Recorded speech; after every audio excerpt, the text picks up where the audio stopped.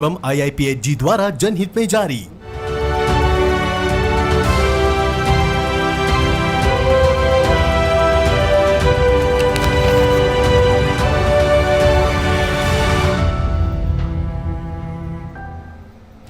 नमस्कार, आपदा का सामना कार्यक्रम में आप सभी का स्वागत है। देश में प्राकृतिक आपदाएं जैसे भूकंप, सुनामी, बाढ़, चक्रवाती तूफान, इस तरह की आपदाओं में एक पहलू जिस पर आम लोगों का ध्यान कम जाता है, मगर NDMA यानी राष्ट्रीय आपदा प्रबंधन प्राधिकरण ने उस पर विस्तार से काम किया है। हाल के कुछ सालों में हमने भारत के स्कूलों में कई आपदाएं देखी हैं। कुछ का अगर आपको हम उदाहरण के तौर पर बताना चाहें तो उसमें सबसे पहले बात करेंगे गुजरात भूकंप जो 2001 में आया था। उसमें 11,600 स्कूलों को भारी नुकसान हुआ था, जिसमें तकरीबन 1,000 छात्राओं शिक्षकों की मौत हुई थी। इसी के साथ 2004 में कुंभकोणम तमिलनाडु के एक स्कूल में आगजनी की घटना हुई थी और इसमें दिल दहला देने वाली ये घटना थी, जिसमें 94 बच्चों की मौत हुई थी। 1995 में हरियाणा के डबवाली में एक स्कूल में आग लगी थी, जिसमें करीब 200 बच्चों की मौत हुई थी। ये वो घटनाएं रहीं जिन्होंने अतीत की आपदाओं से पता चलता है कि इस तरह की आपदाओं में मरने वाले बच्चों का आंकड़ा असुरक्षित स्कूली वातावरण और स्कूलों में किसी भी दुर्घटना से निपटने की तैयारी पर ज़्यादा ध्यान न देना एक बड़ा कारण रहा। ऐसे में 2011 में केंद्र सरकार ने राष्ट्रीय स्कूल सुरक्षा कार्यक्रम को मंजूरी दी, जिसके तहत सिस्मिक जोन 4 और 5 वाले इलाकों पर खास ध्यान दिया गया और 43 जिलों के 200 स्कूलों में इस कार्यक्रम को लागू किया गया। राष्ट्रीय स्कूल सुरक्षा कार्यक्रम का उद्देश्य रहा नीतिगत बदलाव करना, बच्चों और स्कूल के जुड़े हर किसी को जागरूक और प्रशिक्षित करना, सामाजिक सामुदायिक तौर पर आपदाओं को लेकर सचेत करना, बच्चों को भी और शिक्षकों को भी, अधिकारियों, शिक्षकों, छात्रों में क्षमता निर्माण करना, गैर संरचनात्मक बचाव उपायों को लागू करना। और लगातार इस कार्यक्रम को लेकर स्कूलों के बीच काम किया गया है। इसमें एक और तथ्य ये भी रहा कि 2017 में सुप्रीम कोर्ट ने डिजास्टर मैनेजमेंट की 2016 की जो गाइडलाइंस थी उनको समय बद्ध सीमा के तहत स्कूलों में लागू करने का भी निर्देश दिया था। और इसी पर आज बात करने के लिए हमारे साथ 3 मेहमान भी जुड़ रहे हैं। इस विस्तार से बात करेंगे कि किस तरह से इन गाइडलाइंस पर अभी तक स्कूलों में काम हुआ है, उसका क्या असर दिखाई दे रहा है। हमारे साथ राजेंद्र सिंह साहब हैं, सदस्य हैं NDMA। आपका बहुत बहुत स्वागत है सिंह साहब। हमारे साथ मेजर जनरल MK बिंदल हैं, ED and IDM हैं। आपका भी बहुत बहुत स्वागत है बिंदल साहब। सबसे पहले सिंह साहब आप ही के पास आना चाहेंगे और ये समझना चाहेंगे कि इन गाइडलाइंस को देश भर के स्कूलों में लागू करने का जो निर्णय लिया गया था उसमें कितना फ़ायदा या आप उसको किन आंकड़ों के साथ बता सकते हैं कि स्कूलों ने इन गाइडलाइंस का पालन किया है और प्रशिक्षित किया अपने टीचर्स को और बच्चों को भी। बहुत बहुत धन्यवाद मुझे आमंत्रित करने के लिए। देखिए, आपने जो सारी आपदाएं 3 जो मेजर आपदाएं थी वो आपने उनका जिक्र भी किया है। As per the NDMA guidelines on school safety, NDMA और MHRD ने दोनों ने इस दायित्व को बहुत ही सुचारू रूप से निभाया है तथा इसकी प्रगति को निरंतर निश्चित कर रहे हैं। इसके लिए दोनों ने मतलब HRD मिनिस्ट्री और NDMA ने एक ज्वाइंट मॉनिटरिंग कमेटी बना रखी है, जिसमें दोनों साइड से जो है अफसरों का समावेश है और ये अफसर आपस में मिलते हैं और ज्वाइंट मॉनिटरिंग को इसको सुनिश्चित करते हैं कि कैसे इन गाइडलाइन को सुचारू रूप से हर जिले में और हर स्कूल में पहुंचाया जाए। इसके लिए इस ज्वाइंट मॉनिटरिंग कमेटी ने एक डिटेल पैरामीटर्स जो है तैयार किया है, जिसको हम कह सकते हैं कि एक रोड मैप के रूप में जो है इसको विस्तृत किया है। और ताकि इसकी रोड मैप इसलिए कह रहा हूँ कि ताकि हर स्टेट पे, हर जगह पे इसकी जो है मॉनिटरिंग जो है सही ढंग से हो पाए, जिसके द्वारा जो हमारे द्वारा ये मॉनिटरिंग, इसलिए मैं कह रहा हूँ कि जो हमने गाइडलाइन इशू की हैं मॉनिटरिंग जो है ये इसलिए कह रहा हूँ कि ये गाइडलाइन को सुचारू रूप से हर जगह पहुंचाने के लिए ये उसको जो है मॉनिटर करते हैं। और ये गाइडलाइन को अगर सुचारू रूप से हर स्कूल में कामयाबी के साथ अगर ये शुरू कर पाते हैं और संपूर्ण रूप से कर रहे हैं जी। ताकि हम अपने बच्चों के लिए कल के लिए और आगे बढ़ने के लिए एक अच्छा, सुंदर, स्वस्थ और सुरक्षित वातावरण तैयार कर सके। ठीक। इसके लिए जरूरी है 3 चीजें। एक, राज्य और जिले में हर जगह एक स्कूल सेफ्टी एडवाइजरी कमेटी का गठन करें, जो कि हर राज्य ने अपने अपने जगह पर स्कूल सेफ्टी एडवाइजरी कमेटी का गठन कर लिया है। साथ ही दूसरी चीज जो इसमें इंपॉर्टेंट है, सुनिश्चित करना कि जब ये कमेटी बन जाए, सुनिश्चित करना कि स्कूल सेफ्टी प्लान अपने अपने राज्य का बनाए और उस स्कूल सेफ्टी प्लान को वो डिस्ट्रिक्ट डिजास्टर जो है प्लान में जो है स्कूल सेफ्टी का भी अंश उसमें जोड़ें।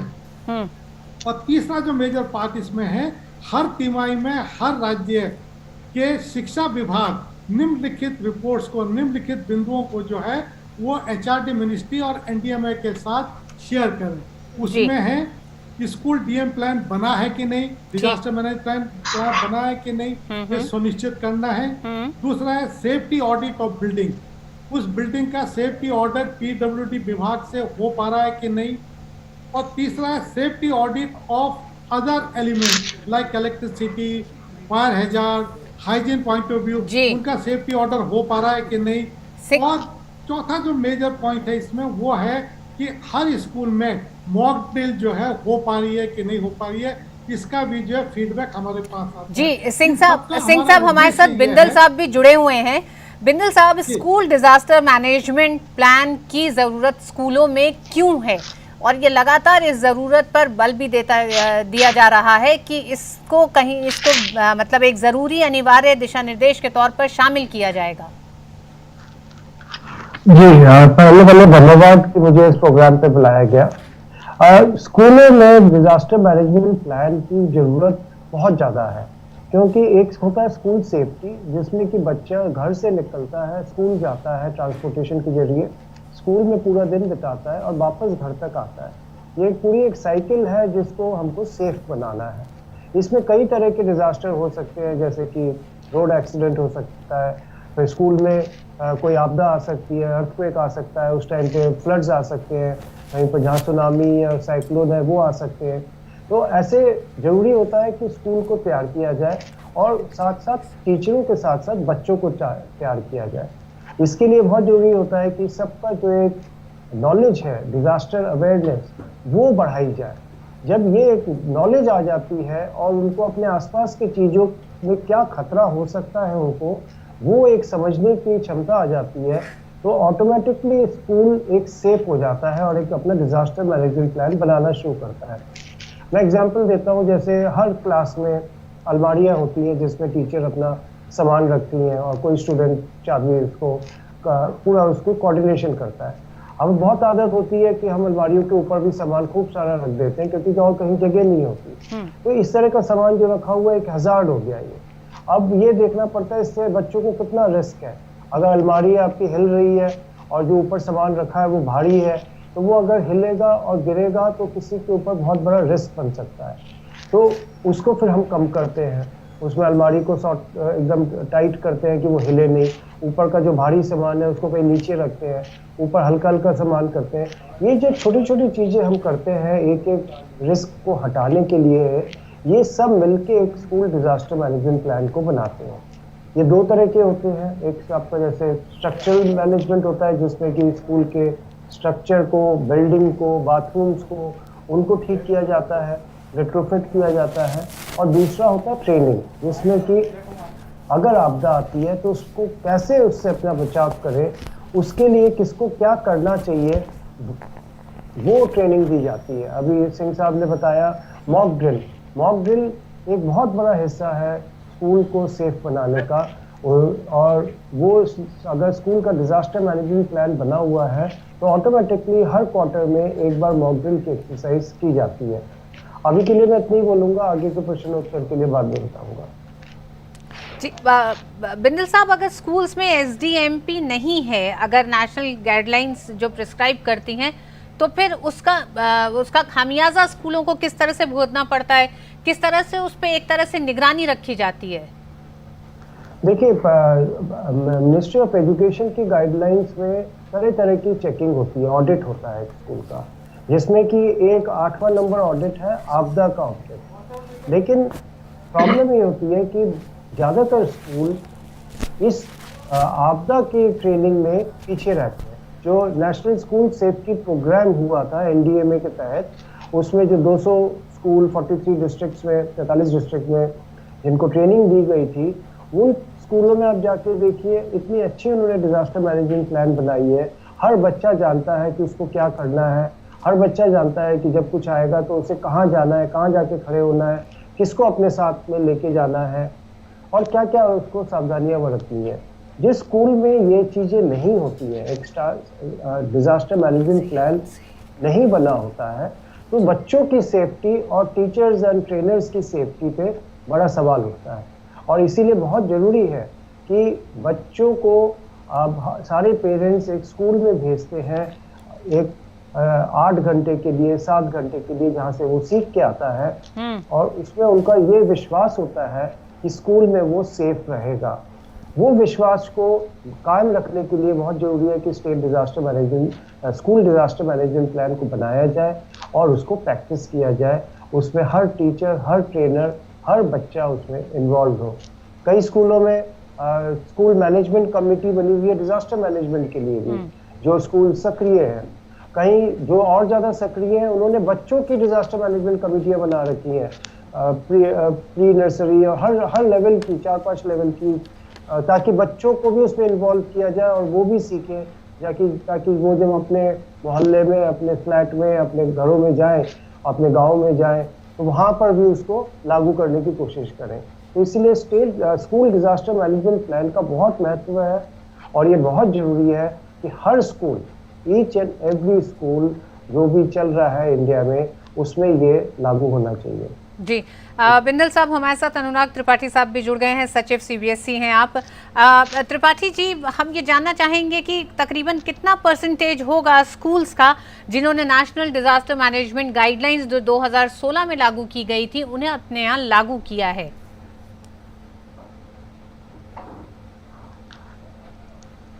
बहुत धन्यवाद एक महत्वपूर्ण विषय को टच करने के लिए, क्योंकि आपके इसके माध्यम से हमारे सारे स्कूल्स एक बार फिर अवेयर होंगे। मैं बताना चाहूंगा कि सीबीएसई के पास लगभग 23,000 स्कूल्स पूरे देश में हैं और एनसीपीसीआर की गाइडलाइन, एनडीएमए की गाइडलाइन, नेशनल बिल्डिंग कोड की गाइडलाइन हमारे 100% स्कूलों को फॉलो करनी है। कोई एक्सक्यूज वहां नहीं है। सीबीएसई जो एफिलिएशन देता है, बिफोर एफिलिएशन हम एवरीथिंग चेक करते हैं, हम अपग्रेडेशन देते हैं, हम एक्सटेंशन देते हैं, फ्रेश एफिलिएट करते हैं। एवरी पेपर चेक किया जाता है कि स्कूलों के पास as per NDMA guidelines, NCPCR guideline, national building code, सारी सेफ्टी गाइडलाइंस को फॉलो कर रहे हैं कि नहीं। लाइक फायर सेफ्टी सर्टिफिकेट उनके पास है कि नहीं, बिल्डिंग सेफ्टी सर्टिफिकेट उनके पास है कि नहीं, वाटर सैनिटेशन, हेल्थ हाइजीन से रिलेटेड सर्टिफिकेट है कि नहीं, वो सारी चीजें हम इंश्योर करते हैं, प्रॉपर सर्टिफिकेट चेक करते हैं, उसके बाद ही हम अपग्रेड, एफिलिएट या स्कूलों को एक्सटेंड करते हैं। हमारे 100% स्कूलों में उस गाइडलाइन को फॉलो करना ही है। दूसरी चीज, हमारा जो एफिलिएशन बायलॉज है, जो 2018 में हमने उसको पूरा चेंज किया है, रिवाइज किया है, कस्टमाइज किया है, पब्लिक बच्चों की केयर के अकॉर्डिंग और बेटर बनाया है। वो ये कहता है कि स्टेट गवर्नमेंट अथॉरिटी चूंकि लैंड ऑर्डर देखती है, तो हमारा बायलॉज स्टेट गवर्नमेंट अथॉरिटी को फुल पावर देता है हमारे स्कूलों का इंस्पेक्शन करने के लिए। स्कूलों को इंस्पेक्ट करेंगे, रूल्स को फॉलो कराएंगे। और आपको ये भी बताना चाहूंगा कि जो गाइडलाइंस है एनसीपीसीआर की या बाकी सारी, सुप्रीम कोर्ट के डिसीजन में भी डिस्ट्रिक्ट एजुकेशन ऑफिसर को डायरेक्ट किया गया है, उनको सजेस्ट किया गया है कि वो सारी चीजें चेक करेंगे कि स्कूल उसको फॉलो कर रहे हैं। तो अगर हमारा कोई स्कूल स्टेट गाइडलाइंस को फॉलो नहीं करता, एनडीएमए की गाइडलाइन को फॉलो नहीं करता, तो स्टेट अथॉरिटी का डिस्ट्रिक्ट एजुकेशन ऑफिसर और बाकी ऑफिसर्स एलिजिबल है, इंटाइटल्ड है चेक करने के लिए, क्योंकि स्टेट ही सबसे पहले रिकॉग्निशन और एनओसी देता है, तब हम एफिलिएट करते हैं। मैं इसको दोबारा रिपीट करूंगा कि कोई भी स्कूल सीबीएसई के पास तब तक एफिलिएशन के लिए नहीं आ सकता जब तक कि उस स्कूल को स्टेट ने रिकॉग्नाइज ना कर दिया हो और एनओसी ना दे दिया हो। और स्कूल को रिकॉग्नाइज और एनओसी देने के पहले state government, district education officer सारे सेफ्टी गाइडलाइन को चेक करते हैं, इंस्पेक्शन करते हैं, उसके बाद हमको भेजते हैं कि ठीक है, रिकॉग्नाइज करते हैं, एनओसी देते हैं, आप एफिलिएट करते हैं। मैं यही समराइज करूंगा कि 100% स्कूलों को इन गाइडलाइन को फॉलो करना है। और अगर कभी कंप्लेन मिलती है कि स्कूल इसको फॉलो नहीं कर रहे हैं, कभी कभी आती कंप्लेन, इमीडिएटली कंप्लेन पर हम एक्शन लेते हैं, डिस्ट्रिक्ट एजुकेशन ऑफिसर को रेफर करते हैं कि तत्काल इस पे कार्यवाही की जाए। ठीक, अब सिंह साहब हमारे साथ जुड़े हुए हैं। सिंह साहब, साल भर में इन स्कूलों में कितनी मॉक ड्रिल्स गाइडलाइंस के तहत होनी चाहिए सीबीएसई के स्कूलों में? देखिए, जहां तक मॉक ड्रिल का सवाल है उसकी कोई गिनती नहीं होती है। मॉक ड्रिल ये तो आपके डेली करिकुलम में सम्मिलित होना चाहिए। As per the NDMA guideline 6 महीने में एक मॉक ड्रिल होनी ही चाहिए, जिसमें मॉक ड्रिल का मतलब है कि फुल फ्लैज मॉक ड्रिल हो, जिसमें ये एक अनाउंस किया जाए कि अभी अर्थक्वेक हुआ है या फायर लगी है, और उसमें सारे बच्चों को जो जैसे अनुराग जी ने बताया कि 23,000 सीबीएसई स्कूल्स में ये फॉलो हो रहा है, बड़ी खुशी होती है जान करके। और ये सब नतीजा इसलिए हो पा रहा है क्योंकि एनडीएमए की गाइडलाइन फॉलो हो रही है। और जो मॉक ड्रिल है वो साल में एक दो mock drill is compulsory for each and every school. कुछ स्कूल जो है एवरी मंथ भी जो है मॉक ड्रिल इसको करते हैं। ये और अच्छी बात है, उनके बच्चे और सेंसिटाइज होते हैं उस चीज को आपदा से निपटने के लिए। क्या सिंह साहब ये भी लगता है कि डिजास्टर मैनेजमेंट को करिकुलम में शामिल करने की भी आज की तारीख में बहुत ज़रूरत है? बहुत जरूरत है इसकी, और ये कई स्कूलों में कई स्टेट ने इसको अपने करिकुलम में शामिल कर भी लिया है। आप झारखंड में जाएंगे तो झारखंड में जो लाइटनिंग की समस्या है, करीब 21,000 स्कूलों में वहाँ जो है लाइटनिंग की जो आपदा है उसको हर स्कूल में पढ़ाया जा रहा है। और यही कारण है कि इस साल अगर आप लाइटनिंग के केसेस देखेंगे, जैसे टोटल 700 और 800 करीब डेथ हुई है, बिहार में करीब 600 डेथ हुई है। मेरे नॉलेज में है कि झारखंड के अंदर इस साल करीब 10 और 12 डेथ ही हो पाई है। क्योंकि ये कारण है इसका, क्योंकि उन्होंने लाइटनिंग जैसी आपदा को, बाढ़ जैसी आपदा को अपने स्कूल के करिकुलम में, सिलेबस में शामिल किया है। जब बच्चा तैयार होके आता है, जब वो जानता है आपदा के बारे में, वो घर जा करके अपने पेरेंट्स को उसके बारे में बताता है। जब पेरेंट्स एजुकेट होते हैं तो एक कम्युनिटी जो है, एक गांव की जो कम्युनिटी है, वो जो है उसको जानकारी मिलती है और वो जागरूक होता है। जब वो जागरूक होता है तो पूरी ग्राम सभा, ग्राम पंचायत जो है उसमें जागरूकता आती है। और ये आपदाओं का सामना लड़ने के लिए और आपदा का सामना करने के लिए वो अपने को सक्षम पाते हैं उस चीज। जी बिंदल साहब, फायर सेफ्टी यानी आग से सुरक्षा को लेकर कैसे बचें, इसके बारे में एक जागरूकता आम नागरिक में है बहुत ज़्यादा। क्योंकि जब हम हॉल्स में जाते हैं, जब हम मॉल्स में जाते हैं, तो अनायास ही हमारी निगाह पड़ती है कि अगर कुछ ऐसा हो जाए तो वो क्या रास्ते हैं, क्या उपाय किए गए हैं, क्या क्या इन उपायों पे क्या काम किया जा रहा है। लेकिन क्या स्कूल सेफ्टी भी आज उतनी ही जागरूकता लोगों में, स्कूलों की सुरक्षा को लेकर अभिभावकों, शिक्षकों में है? आपको लगता है कि वो माहौल बन पाया अभी तक? देखिए, स्कूल सेफ्टी बहुत बड़ा कंपोनेंट है, फायर सेफ्टी बहुत बड़ा कंपोनेंट है स्कूल सेफ्टी का। और फायर सेफ्टी जितने आपने शुरू में एग्जांपल्स दिए थे, उसमें ज़्यादातर जो डेथ आपने बताई सारी आगजनी के कारण हुई। तो एक आगजनी या फायर सेफ्टी की जब हम बात करते हैं, फायर्स की बात करते हैं, वो एक स्कूल के लिए बहुत बड़ा चिंता का विषय होता है। वो हर प्रिंसिपल, हर टीचर और हर स्टूडेंट को पता होता है। लेकिन यहाँ पर क्वेश्चन आता है कि उन्होंने किया क्या उसके लिए। क्या उन्होंने वहाँ पर कोई सीसीटीवी कैमरे लगाए हैं, कहीं पर उन्होंने फायर सेफ्टी ड्रिल्स करवाई है, फायर फाइटिंग इक्विपमेंट लगाया है, लोगों को ट्रेनिंग दी है उस इक्विपमेंट को यूज़ करने की, फायर फाइटिंग इक्विपमेंट को, कोई ऑटोमेटिक फायर स्प्रिंकलर सिस्टम लगाया है, क्या उन्होंने आसपास जो फायर के टेंडर्स होते हैं जो उनसे कभी मॉक ड्रिल करवाई है, या उनको बुला के कभी अपने बच्चों की और टीचरों की ट्रेनिंग दिलवाइए कि आग होने पर क्या कार्रवाई करनी है, किस चीज़ का बचाव करना है। क्योंकि जब आग होती है उसमें एक बहुत बड़ा हिस्सा होता है कालापन। जहाँ आग होती है वहाँ सब कुछ काला हो जाता है, उसमें आपको ना कुछ दिखाई देता है ना सुनता है। उस टाइम पे क्या करेगा वो बच्चा जो फंस गया है? काफ़ी लोग तो भाग जाएंगे, काफ़ी लोग as per training mock drill के हिसाब से बाहर निकल जाएंगे, पर क्वेश्चन होता है जो फंस गए हैं उनको हमने क्या ट्रेनिंग दी है कि कोई फंस जाए तो उसको क्या करना चाहिए। तो फायर सेफ्टी बहुत बड़ा है और वो उसमें ज़्यादा काम भी नहीं है। उसमें सिर्फ एक तो इंश्योर करना है कि एग्जिट आपके ब्लॉक ना हो। काफ़ी जगह उनको एक नया सेक्शन खोलने के लिए या कुछ एक नया डिपार्टमेंट या नया कोई कुछ दिन के लिए एक टेम्परेरी कोई प्रोग्राम करना है तो उसके लिए जगह घेर दी जाती है, और वो जो जगह घेरते हैं वो एकदम एग्जिट रूट को घेर लेते हैं, ताकि जब अगर कुछ होगा तो जहाँ जो हमने ट्रेनिंग दी है वही फेल हो जाएगी, क्योंकि वहाँ से कोई निकल नहीं सकता। तो फायर सेफ्टी रिलेटेड जो भी ट्रेनिंग दी जाती है, जो भी मॉक ड्रिल की जाती है, वो बहुत ज़रूरी है और स्कूल्स इसके बहुत सक्रिय है इस चीज़ को लेके। लेकिन कितना इसके अगेंस्ट वो फंड्स खर्चा करके उसको ठीक कर रही है, ये क्वेश्चनेबल बात है जिसको कि हम ऐसे मापदंड के साथ बता नहीं सकते, बट इसमें अभी बहुत चाहिए। जी बिंदल जी, हमारे साथ त्रिपाठी जी जुड़े हुए हैं। त्रिपाठी जी, आपसे जानना चाहेंगे कि किस तरह का असर स्कूल सेफ्टी की जो गाइडलाइंस है, जो प्रोग्राम्स इस सीबीएसई के स्कूल्स में चलाए जा रहे हैं, उसका किस तरह का असर बच्चों पे देखा, और क्या कोई ऐसा उदाहरण आपके सामने पिछले कुछ दिनों में आया, पिछले कुछ समय में, कि इन मॉक ड्रिल्स का, इन ट्रेनिंग, इन प्रोग्राम्स का कुछ असर जो दिखाई दिया हो हमें? जी, सबसे पहले तो मैं यही कहना चाहूँगा कि चूंकि सेफ्टी गाइडलाइंस कंपलसरी हैं और स्कूलों को उनको पालन ही करना है, इसलिए सीबीएसई के पास एफिलिएशन एक्सटेंशन आने के पहले हमारे 100% स्कूल इंश्योर करते हैं कि उनके पास कंसर्न अथॉरिटी का प्रॉपर लाइसेंस या वैलिड सर्टिफिकेट हो, क्योंकि बिना उसके ना हम एफिलिएशन देते ना एक्सटेंशन देते। बड़ी महत्वपूर्ण चीज हमारे दूसरे सदस्य ने कही है कि पॉलिसीज अवेलेबल हैं, सर्टिफिकेट्स अवेलेबल हैं, लेकिन जरूरी है क्या उनका पालन हो रहा है कि नहीं, और उनको पालन कराने के लिए अगर कोई इमरजेंसी होती है तो ट्रेंड लोग हैं कि नहीं, ड्रिल हो रही कि नहीं, ट्रेनिंग हो रही।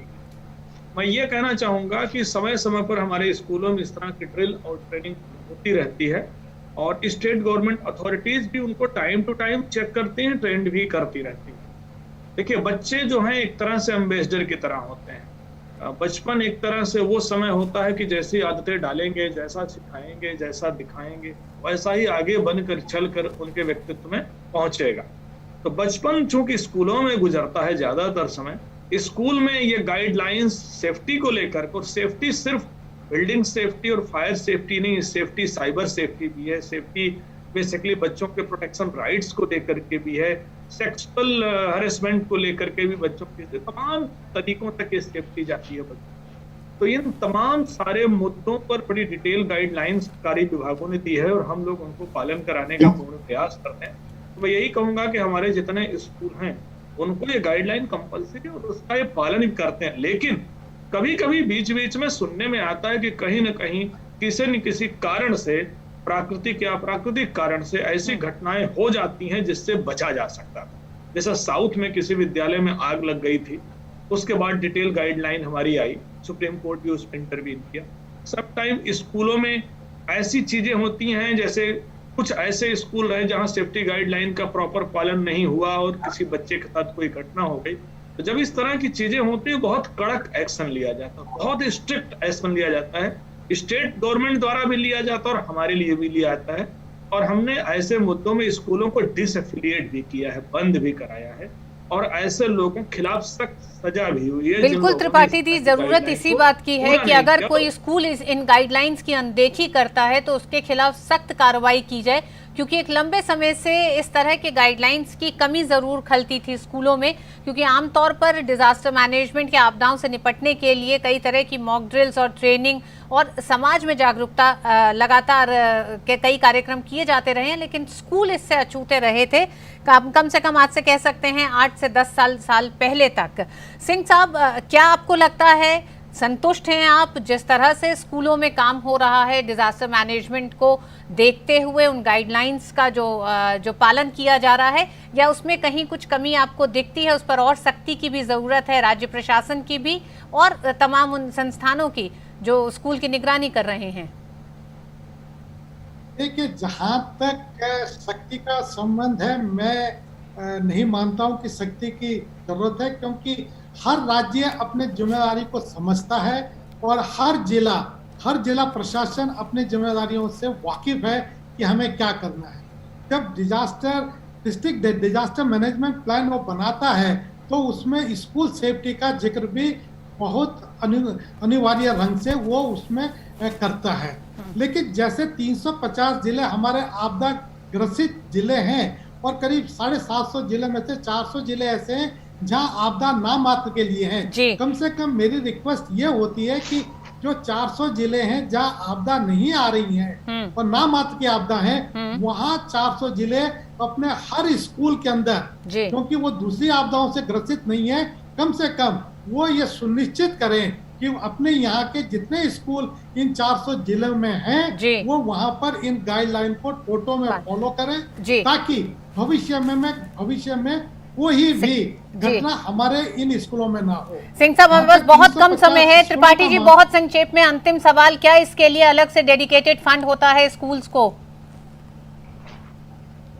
मैं आपसे बताना चाहूंगा कि फायर सेफ्टी को लेकर के, बिल्डिंग सेफ्टी को लेकर के, साइबर सेफ्टी को लेकर के, सीसीटीवी इंस्टॉलेशन को लेकर के और डिफरेंट कमेटीज को लेकर के फंड में कम करने की कोई गुंजाइश नहीं है। उसमें अगर करोड़ रुपए लगते हैं तो करोड़ रुपए भी स्कूल को खर्च करना ही है, क्योंकि वो गाइडलाइंस कंपलसरी हैं। बिना उसके स्कूल एफिलिएट ही नहीं होगा। तो चाहे जितना पैसा लगता हो इन डॉक्यूमेंट्स को मेंटेन कराने में, सिस्टम को इंस्टॉल करने में, उसमें कोई कमी नहीं आती और स्कूल उसको पूरा करते ही। और ये सारा डिजास्टर मैनेजमेंट गाइडलाइंस के तहत है? बिल्कुल 100% डिजास्टर गाइडलाइन को फॉलो करना ही, और हमारे एफिलिएशन बायलॉज में कंपलसरी एक्टिविटी है।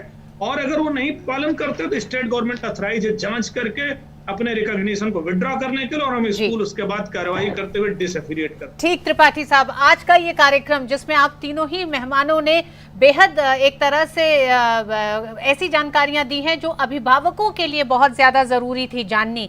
यानी कि राज्य सरकारें अपना काम जरूर करेंगी, प्रशासन अपना काम करेगी, डिजास्टर मैनेजमेंट अपना काम कर रही है, सीबीएसई कर रही है, लेकिन स्कूल भेजने वाले बच्चों के माता पिताओं की भी ये जिम्मेदारी है कि वो एक तरह से एक चेक रखें स्कूल पर कि वो कितने डिजास्टर मैनेजमेंट के मॉक ड्रिल्स करा रहे हैं, क्योंकि इसके लिए अलग से एक फंड भी होता है उनके पास। इन गाइडलाइंस का उनको पालन करना है, नहीं तो उनके स्कूल का लाइसेंस रद्द भी किया जा सकता है। ये सारे प्रावधान भी रहते हैं अगर वो इनका पालन नहीं करते हैं।